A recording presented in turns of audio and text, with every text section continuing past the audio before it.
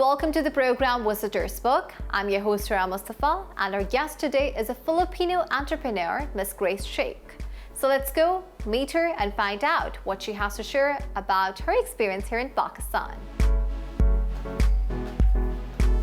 Good evening, Miss Grace. So good to see you. So good to see you too. I mean, you have a very lovely house, I must say. Oh, thank you so much. It's not that much, but anyway, I'm so grateful that you're here and you took your time. Yeah. And I'm so grateful that you're here. Yeah, thank you so much. Thank you for having us. I would like to start with you were living here in Pakistan for a quite long time. Mm-hmm. What made you come to Pakistan? Well, I came to Pakistan as a wife, mainly. And then I joined the development sector immediately after that. My husband showed me around and I have a good time. So like your husband, as you already mentioned, that he hails from Pakistan. Where did you two meet actually? I met my husband at university, in Bangkok. All right. How did this happen? I mean, that it was love at first sight, or what was it? Not really love. At first we were class fellows at university.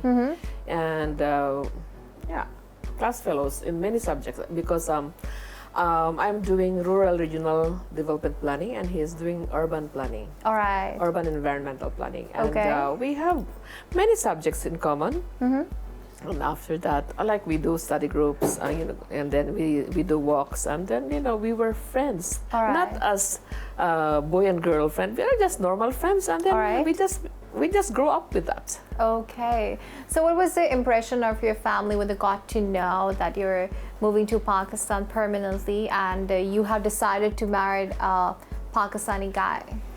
Okay.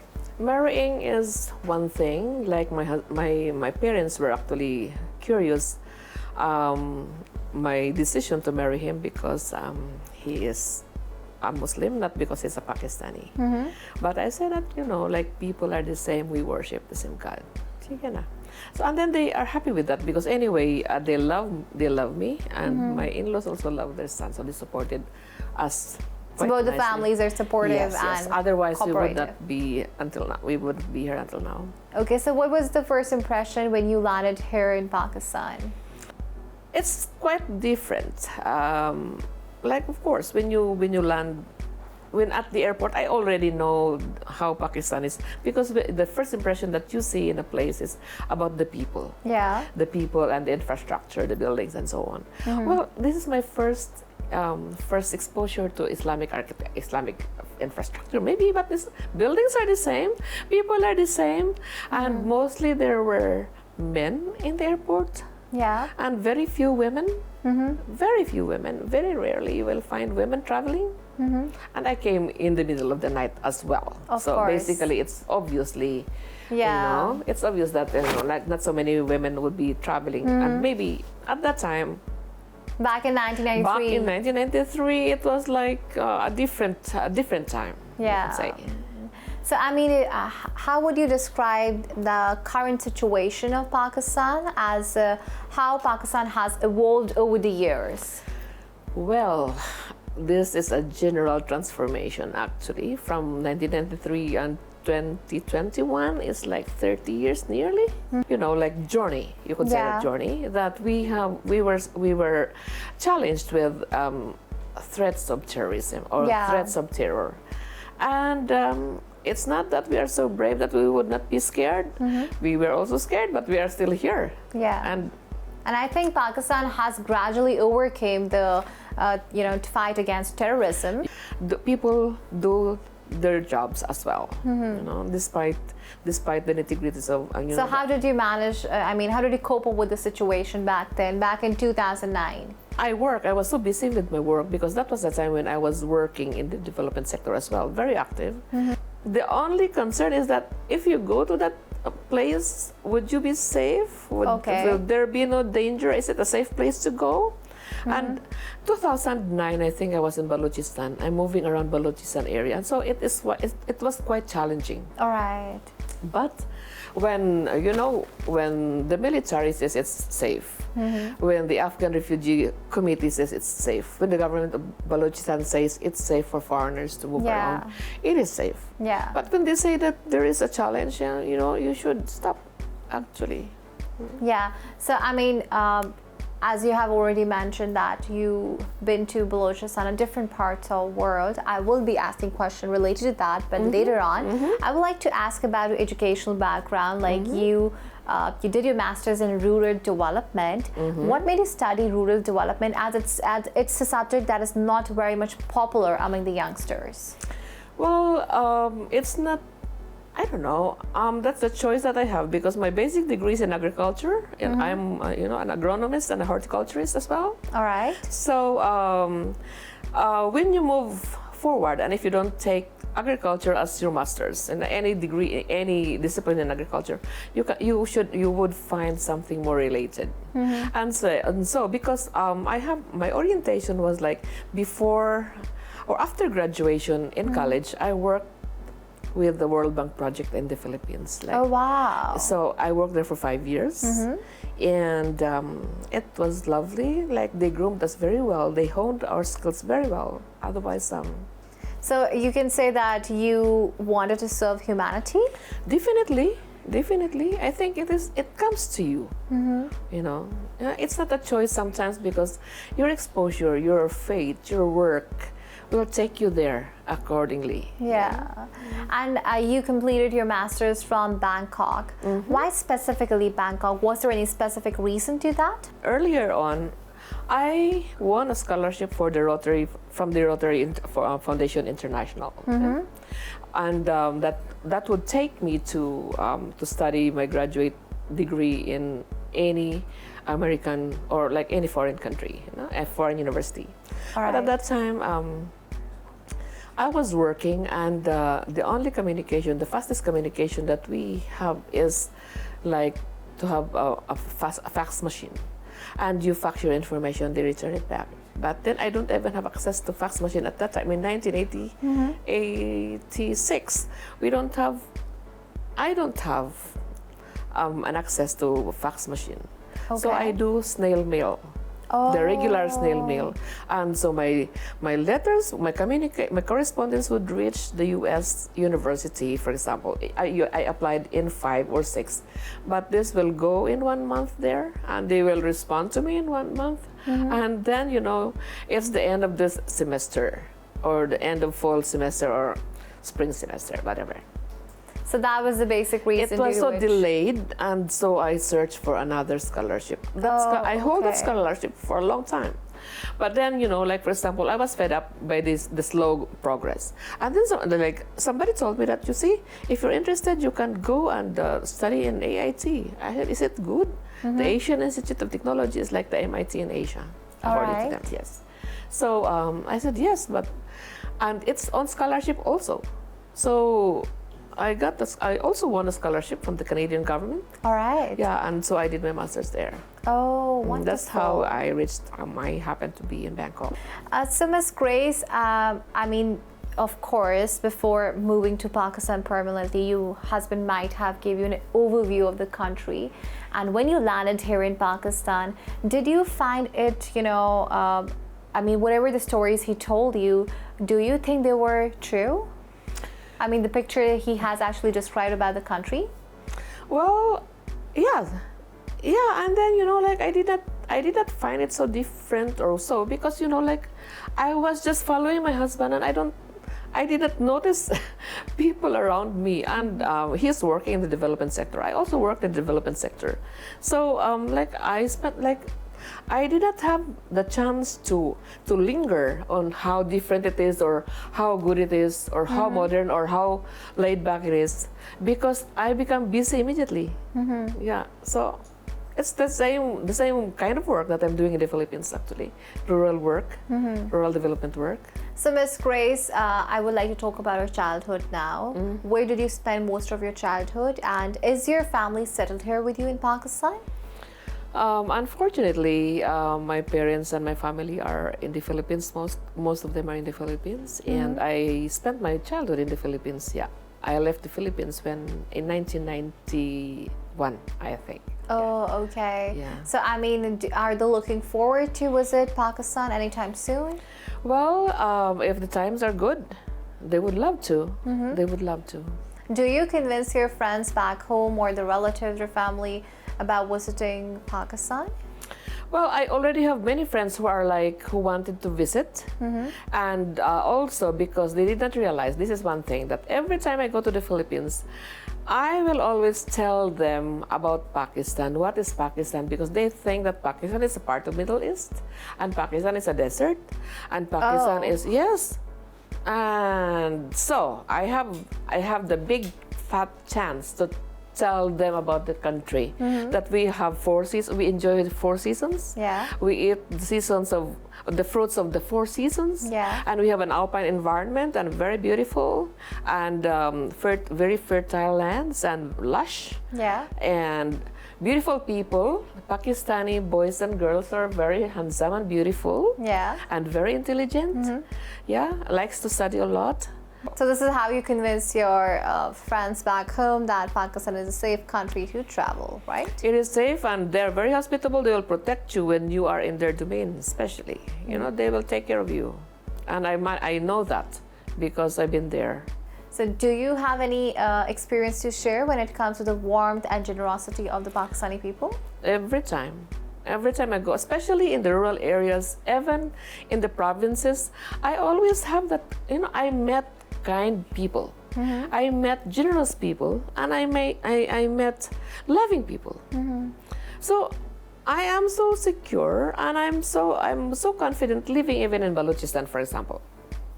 Not many foreigners would love to go to Balochistan in the past because they were scared.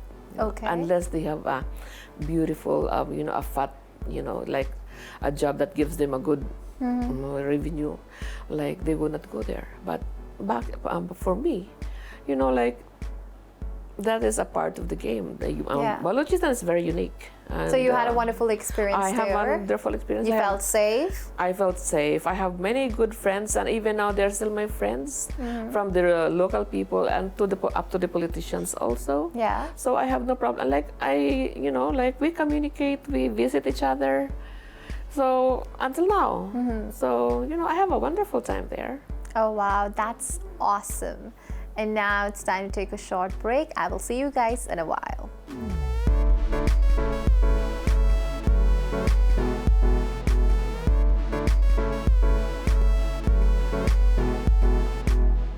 Welcome back, and I'm here in conversation with the Filipino entrepreneur, Grace Shaikh. So Ms. Grace, now I would like to talk about your professional career. So you have been working in development sector for a quite long time. So how did your journey in development sector started? Well, it started when I came to Pakistan because, you know, like when I came here, I immediately joined an NGO, and they fielded me immediately to Kohat. Okay. And in Ramzan. It was so interesting that that was my first Ramadan in Pakistan. In Pakistan, okay. And then I didn't know, like, I took it for granted that people do fast. And then I realized that, oh yeah, people do fast. And then I went to Kohat and I stayed there. Oh wow. Yeah, so it was very interesting, and then I don't speak the language, because if I can't speak Urdu or I can't understand Urdu, I neither understand Pashto. Oh. So it was like, So you were facing language barriers. it was a language barrier, but you see, people are always very kind, and because everybody around the workplace speaks English, you know, like they are very well educated Pakistani people. Like, All right. the staff of the organization is very educated. So, and then they're very helpful, and you know, Pakistan is very hospitable people. Yeah, And, you know, of they will course they give you are. the best. They can watch you eat even if they're having fast. True. So that's the sacrifice that they made for me. And then I realized it, and I'm so grateful that there are good people around me. All right. So if we talk about earthquake, Pakistan was hit by earthquake back in 2005, and Kashmir was destroyed. Really? Yeah, it was. You know, it was all devastation around. So, would you recall any kind of your experience from that situation? Of course. From here, like, it was early morning. It's like 8 o'clock, 8 past. and I was still sleeping because it was also Ramadan. October at that time was Ramadan, and so it's after Seri. I don't really take Seri, but I slept, and then I woke up because my husband woke me up because there was a zilzila. Yeah, there was earthquake. And then when I came out there, like it's like there's a wave. The houses are swaying, and you can hear the windows, the glass windows clapping. And I was so scared, you know. Like, and my dogs, I had dogs before, and they were howling. And so my husband said that go out, take a chadar, and go. Let's go downstairs because it's dangerous. So we went down, and I saw the neighbors down. And that's it. And then I followed the TV, and then they said that they don't have electricity, they don't have light, blah blah blah. Power outages. There was a power out. outages, There was no power in the beginning. So what I did was, like, I created candles. I collected some jars, like this jam jars from the neighborhood, and my friends, and they sent it here, and I fill it with candles, and these candles can burn up to 120 hours inside the glasses, because if you lit it by that, it cannot stand by itself inside a tent. You know? So there was a time when there was, like, in the beginning, the first 3 days, there was no they have no electricity. There are people who could not have electricity, and so through an NGO, I sent it to Kashmir. Actually, Okay. And you have also worked with UN and development sector. I mean, you have traveled around the world. So would you like to, name the countries you have been posted to when you were working with UN?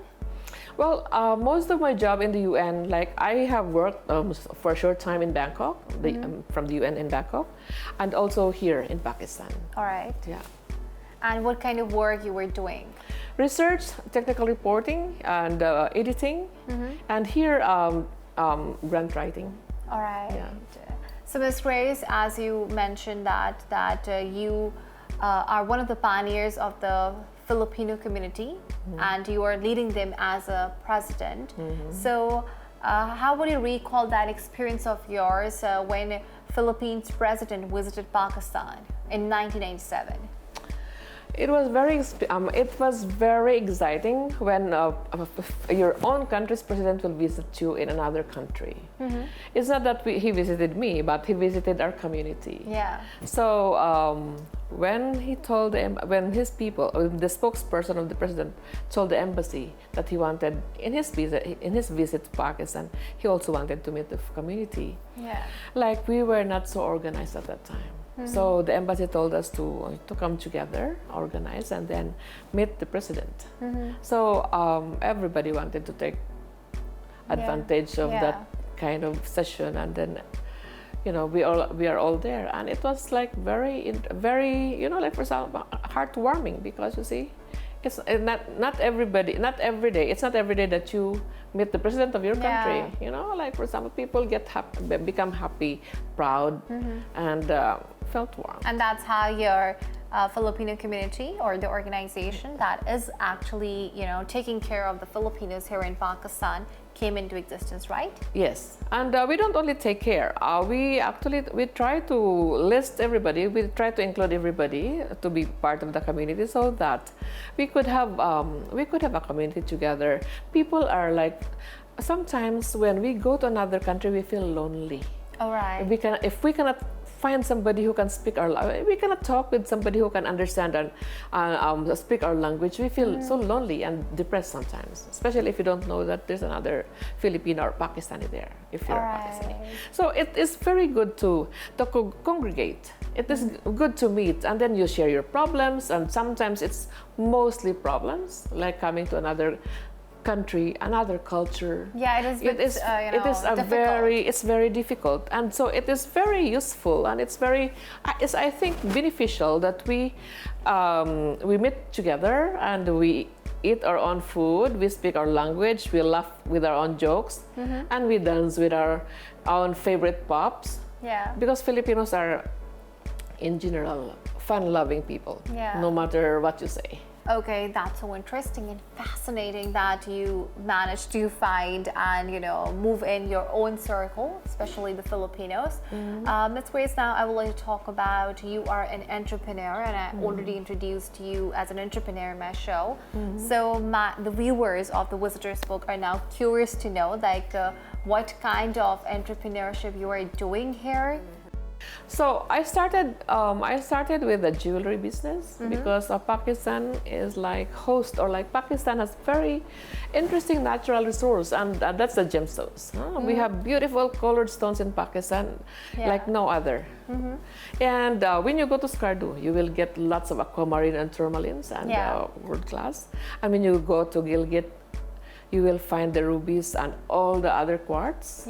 So, and tourmaline is very, very famous. When you go to Kashmir, you've got this corundum, which is like the parent of a ruby or a sapphire. If the stone turns pink, it turns into ruby. And if and it is one stone. And if it turns into, it is a bluish, it turns sapphire. It becomes a sapphire. So, and that's very interesting. It fascinates me so much.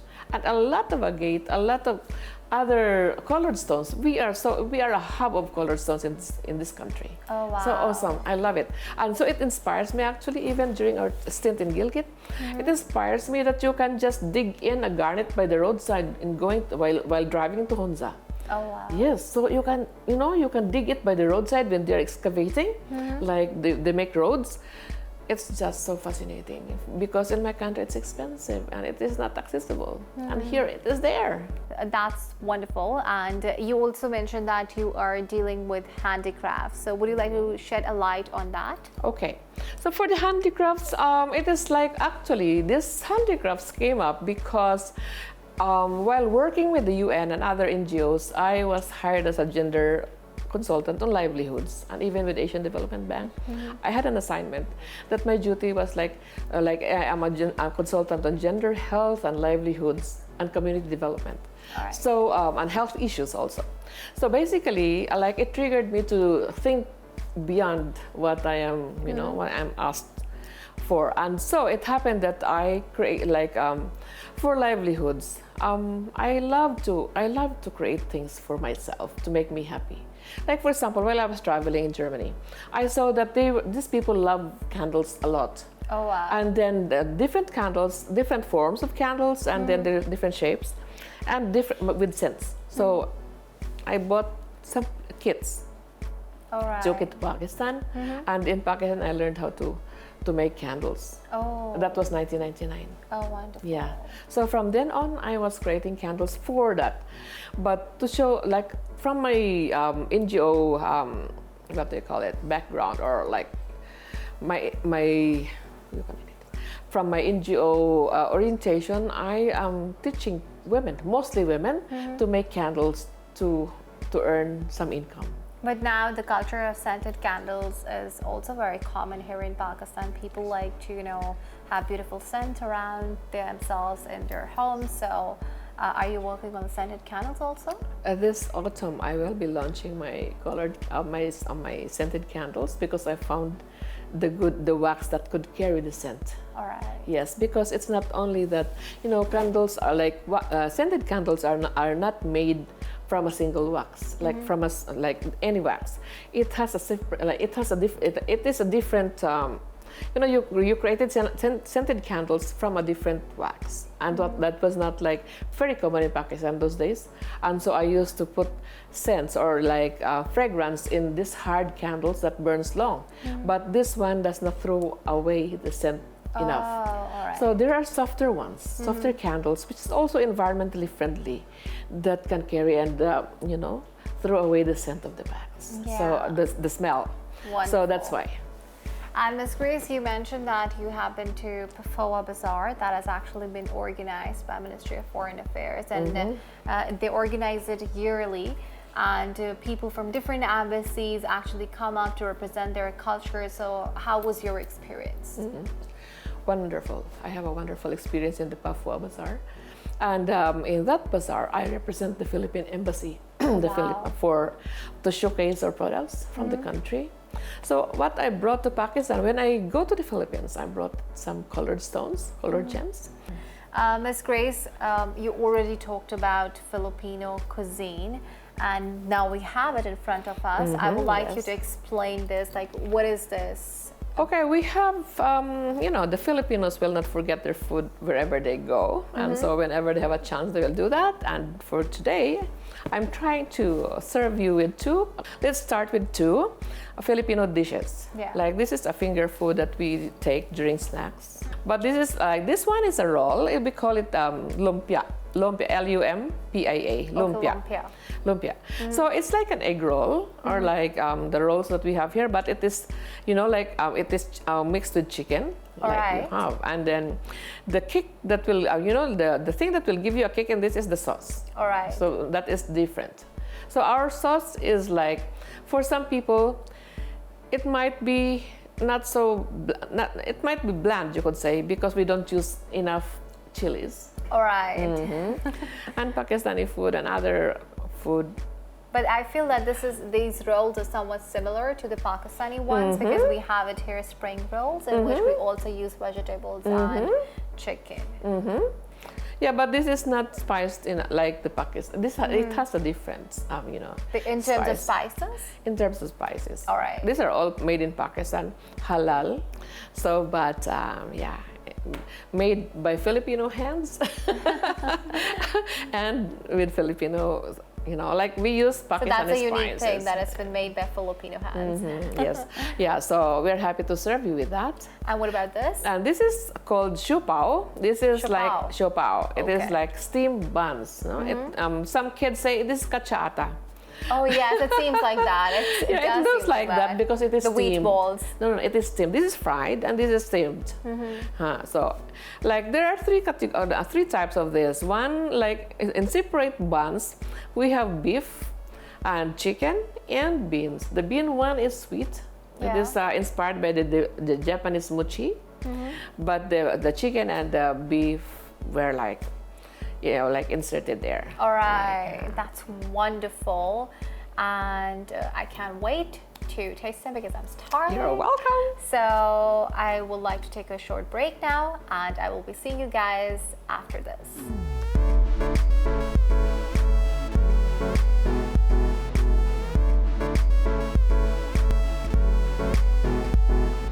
Welcome back, and now I'm here at Miss Grace Roof Garden. So Miss Grace, weather is really present and you have a beautiful roof garden here. Would you like to tell me something about it? Okay, thank you so much for coming to my roof garden. It is one of a kind in Islamabad, you could say, because like we started it basically as to curb the heat, to curb environmental pollution. But at the same time, we thought that why not plant something that you use in the kitchen every day. Yeah. So I started up with spices, and then it expanded to succulents. Yeah. And to herbs. All right. And then to moringa. The very famous Moringa oleifera, and also now different kinds of limes from different countries. Yeah, as we can see here. As we can see here. Yeah. Kefir lime from Thailand, calamansi from the Philippines, and the Chinese lime, which is like propagated in Pakistan beautifully, and a single olive tree around there. There. Yeah. Okay. So this is how it started. Well, it started like that with spice, and it is a mix and match. We need to do more, but this rooftop changes face every season. Oh, because yes. of course the season. Of course, yeah. We have different plants growing, different salads and vegetables growing every season. So it changes. Sometimes we let the beds, the plant beds rest, and we call it fallow. All right. And sometimes we just let it go. So maybe you can give me a round of this. Okay. Like, what are the famous? I mean, you were telling me about that. Those were the Wait onions. a minute. Let us start from here. We have the lemons here. You have seen the lemons, and I have a blackberry there. Like this is a very good fruit for Pakistan because blackberry is full of antioxidants, and then people did not really plant it. But now in the market, you will find a kilo of blackberry is 2,000 rupees. Oh yeah. So it's so expensive. And also people are, you know, more inclined towards organic farming over the years because of the natural products, you know? Not only that, and people are like inclined to be healthy. People are becoming health conscious. Yes. And when we think about growing organic and eating organic, that means that we took care of ourselves. And because when we plant organic, when we grow plants organically, that means that we don't use synthetic chemicals and synthetic fertilizers that brings in toxins. Yeah. So we are saying that we are not perfect, but at the same time, in my garden. I tried my best to grow things organically. I Yeah. use only compost, no chemicals, chemical fertilizers, no pesticides. Yeah. I created my own pesticide from the kitchen. And that's it. And I use the leaves of my moringa as fertilizer. All right. So also we have the compost, but at the same time, when we can use our own products, why not? Yeah, that's so healthy actually, and that's so interesting that you have a, you know, a variety of plants being planted here. Would you like to explain me this? I mean, you were telling me off the camera that this is the onion, right?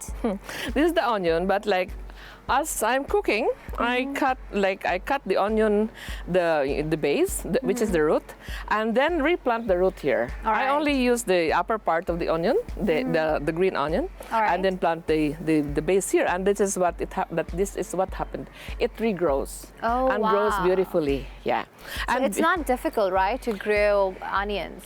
It's as easy, not that as difficult. you know, it's easy peasy. Yeah, and I have here, these are varieties of basil. Basil, are you from? This is a Thai basil, and this is this is Thai basil. This is cinnamon basil, and this is you know, it will take hours to describe all of these things. But no, you can just give you the overview. Okay, so that our the audience can stevia, which is like stevia is like the sugar herb. It is 300 times sweeter than sugar, All right. but without sugar. Oh, So okay. this is very good for diabetics, and you can try it. And if you're not scared, you can taste it. You don't smell it, you taste it, and you can.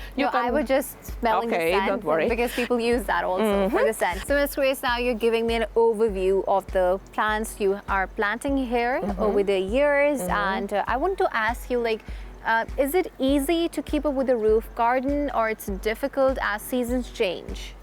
Well, it's easy and difficult both because, like for example, of course, you need manpower to keep up the weeds and give water every day because it's in the roof, and we are always challenged with water. Yeah, all right. So I would like you to explain me this side. I mean, aloe vera is very much, you know, it's popular among the ladies for if they want to have good hair. So would you like to give me an overview about this? Definitely. I have, maybe I can, I have a limited sharing, but you can actually Google it. There are so many good benefits of aloe vera. Yeah. But for the ladies, this is very, like you mentioned about the hair, it actually helps moisturize your hair and makes, you know, like, conditions your scalp, and also enhances hair growth. Hair growth. But at the same time, it's not only external. Aloe vera can be taken in as a drink, as a jelly. Yeah, and even we can add it in our yogurt also. True. So it's very, very interesting. And then It's very healthy, actually. very healthy, and actually It keeps you very active also. it detoxifies it detoxifies your body. It alkalizes your blood. It maintains the metabolism. A lot of that, and you know a lot. And by the way, for everybody, for all people who lives in a room, this is an oxygen bomb.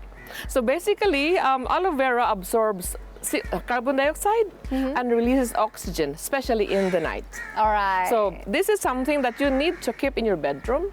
One plant is enough for like one room, sleeping room. You know, so it absorbs the environmental pollution indoor. Yes. Wonderful. Yeah. I mean, I love the setup you have done here. And I mean, what is that thing? If you can give me an idea. The one with the flowers? Yeah, the one with the flowers. These are like garlic, you know, this is onion chives. Okay. There are garlic chives which has a pink color, and this is the onion chive which is like onion chive. Onion chive. Okay. Onion chive. Chives is like a garlic, the family of onions. All right. Yeah, and there's also the garlic chive, which is for the garlic. You can fry the flowers, And they will add a, a very you- specific aroma to the dishes, right? Yeah, it gives you the aroma of a garlic without the garlic. Oh, yeah. that's it. That's wonderful. And you've got flowers. Wow, amazing. I really loved it and I really like it. I mean, I hope it becomes more famous among the people, as organic farming plays a very important role if you want to, keep a healthy lifestyle. Well, everything that I have here are like edible, and this is like from the jute family. We call it saluyot or tugabang, which is in like very famous in Egypt and also in the Middle East. They call it mulukia. Oh, wow. This is the mulukia, which like the Egyptians like to take to strengthen themselves. Oh, wow. Very, very famous for Wonderful. them. Yeah. So I grow them. We eat this. We cook this as vegetable, but people use it for medicine as well. Oh, wow. So, Miss Grace, now I would like to talk about your travels within a country. You're living here for a quite long time. So, do you have any favorite places on your list? Since a long while. Karachi, I've been there since 1996. I landed in Karachi when I came to Pakistan first. But then I got to work in Karachi from 1996 to 1999. All right. So, I moved around Liari and Orangi Town and even Tharparkar. Oh, wow. So- Wonderful. All these places. All right. And what about, you were telling me about that you crossed Wagah border. So, what was that incident? Okay. Now, I was working in an NGO, and then we were taking farmers to India to learn about the biotechnology on bananas. All right. So we go on the land trip, crossing the Wagah border. I was so excited about that because, I did not know that you can go to another country. Okay. Some people are ignorant. Anyway, so I crossed the Wagah border, and they said that I am the first Filipino who crossed that border. All right. So I don't know, but they just say that. And So, were you being excited after crossing it? well, it's not so exciting, but it is good that you have stepped into historical land. Miss Grace, you also mentioned that you have been to Skardu. So, what was the story about that? Well, I was working in development, and so working with a rural support program, and they have programs and projects in Skardu, in Gilgit, and in Chitral. So Skardu is a nice place, like not different from other northern areas, but of course, the terrain is not different. They are all mountainous, but it is worthwhile. And there was a big, there's a whole village of organic farm There. demo in Skardu some time ago. And so I visited that, and then the Skardu people are quite enterprising also, that they started packaging their apricots. Oh, wow. Especially there are different fruits growing up there, but then there's a market for apricot oil, so they have graded their apricots, the oil from ABC. Oh, wow. Yeah, so it's good, like when you wanted to do enterprise, you do that. So, Miss Grace, how Manila is different from Islamabad, and what do you miss most about Philippines? The difference is dictated by culture.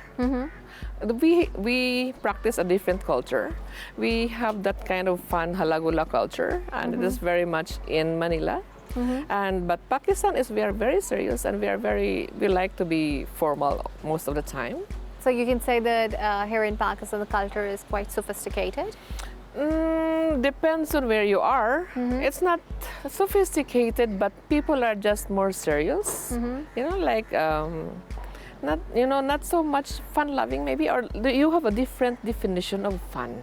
Yeah, maybe you can fun, say that. Fun is differently defined in different cultures. Yeah. So for people who were so exposed to fun in their lives, they would say, okay, that one is fun for me. But for Pakistanis, even doing this is also fun. Did you try any Pakistani cuisine here? Of and course. What is the difference between Pakistani cuisine and the Filipino cuisine? Very different, and I've tried a lot of Pakistan. Having lived here for over 2 decades, it is impossible not to taste Pakistani cuisine, and I love Pakistani food. very rich, spicy, but I love it. Filipino food is not so spicy. Like if you are a Pakistani, you will say that, okay, maybe the Filipino food is bland, but we are used to that and we feel it is good. And if you taste it, if you get to taste the Filipino food, you will find it quite different.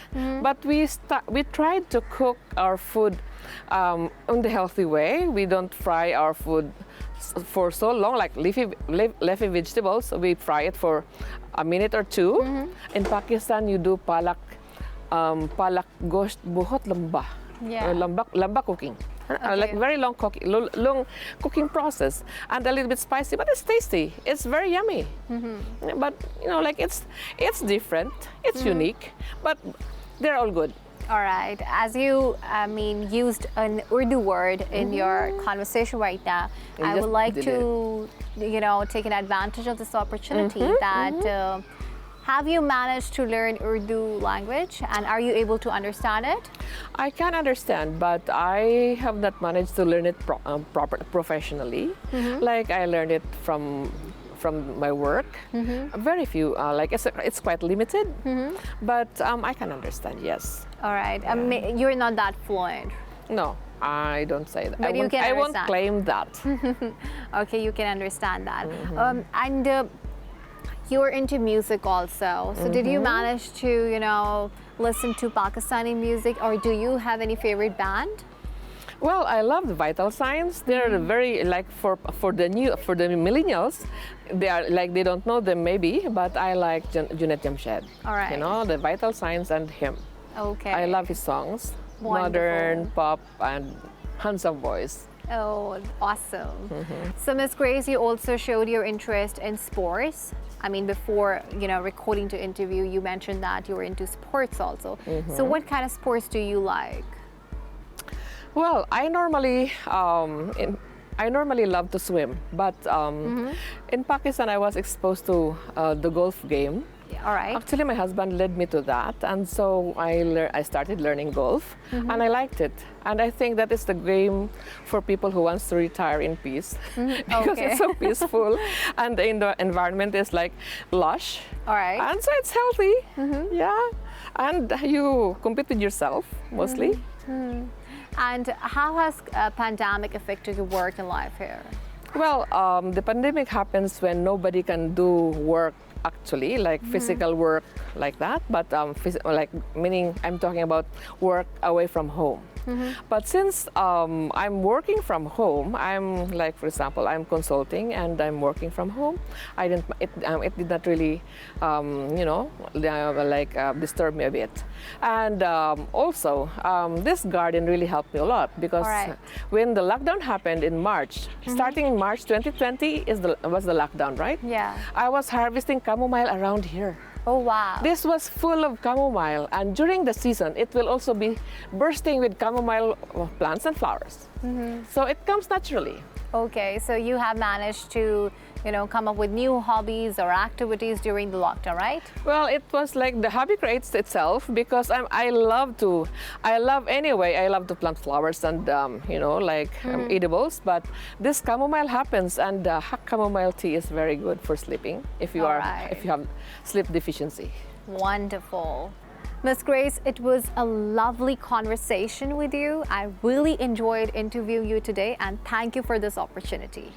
Oh, the feeling is mutual. I'm very grateful that you came over and, take this. And I think it's an opportunity for me, good opportunity for me to tell you about my story, having lived in Pakistan for over 2 decades now. Yeah. And I think I have beautiful experience and I have a beautiful journey. Thank you very much.